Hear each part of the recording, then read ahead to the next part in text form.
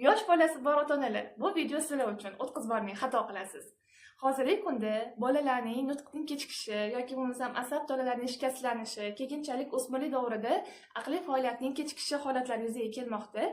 Biz bolajonlarimizga massaj qilganimizda, bolalarimiz bilan bevosita yuzlarini massaj qilayotganimizda asab tolalariga ta'sir qilib, keyinchalik shunaqa holatlarning oldini olish maqsadida massaj usullarini olib boramiz.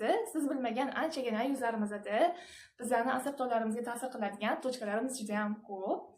Inshaalloh hammamizga qilayotgan muolajalarimiz manfaatli bo'lsin va tavsiya beramanki, kuzatayotgan ota-onalarga siz bolangiz bilan oddiy holatlarda 5-10 minut yuzlarida yoki qo'llarida motorikalar bilan shug'ullanadigan bo'lsangiz, keyinchalik kutiladigan xavflardan xoli bo'lasiz.